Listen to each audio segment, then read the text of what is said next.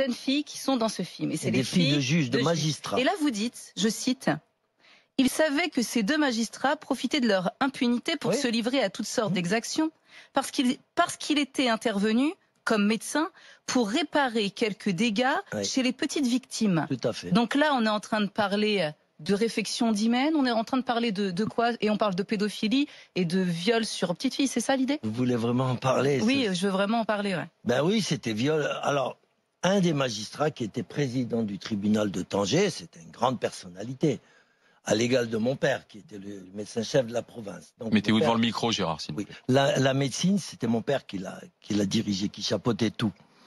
Et ce président-là, il avait 8 esclaves chez lui. Des petits esclaves de 8 ans à 13, 14 ans. Et il les violait quand il voulait. Voilà. Et quand il faisait trop mal et tout, il appelait mon père. Quand il y avait des points de suture à faire, il appelait mon père. Mon père venait. Ah oui, mon père venait lui-même personnellement pour que les infirmiers et tout ne le sachent pas. Donc c'est mon père qui s'en occupait, mais à contre-cœur, mais il était bien obligé. Mais là sur ça, justement, précisément, les temps ont changé. Ah, au Maroc, je suis pas sûr. Hein. Ah non?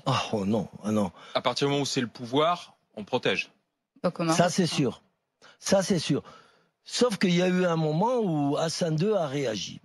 Mais son fils, je pense pas. Il a réagi, Hassan II, il a mis un peu tout le monde en prison. Il y avait à Tanger un monsieur qui s'appelait Michel, un grand gangster, qui avait un bar, grand gangster, entre parenthèses, qui avait un bar là-bas et puis il vendait les petits-enfants à des grandes personnalités, notamment de la famille royale anglaise. Et parce que le prince Moulay Abdellah, qui était frère du roi Hassan II, était aussi homosexuel et pédophile. Donc à un moment, le roi en a eu marre, il a dit bon, tout ça, ça suffit. Il a renvoyé son propre frère qui avait violé 6 enfants et qui les avait fait tuer à Rabat. D'accord. Il l'a viré du Maroc et il s'est installé en Belgique. Le Moulay Abdellah, qui est mort du sida. Et donc, à ce moment-là, Hassan II a voulu faire un grand nettoyage. Et il a mis ce grand gangster en prison, il l'a expulsé du Maroc et tout et tout. Il y a eu un nettoyage, mais il y a toujours eu des remplaçants, bien sûr. Et il y en aura toujours. La pédophilie au Maroc, elle est omniprésente partout. Et il faut pas dire que c'est la faute du tourisme sexuel. Ça, c'est un grand mensonge.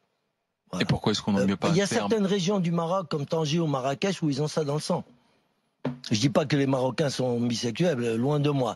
Mais la région de Tanger, ça prolifère. Et Marrakech, je vous en parle même pas. C'est la capitale mondiale. Il y a beaucoup de liens aussi avec le tourisme, parce qu'on a parlé du Maroc comme la petite Thaïlande. Mais je pense que même il y a eu des scandales avec des Français, Hollandais qui venaient ministre français, se fournir. Sauf qu'on n'a jamais su la vérité.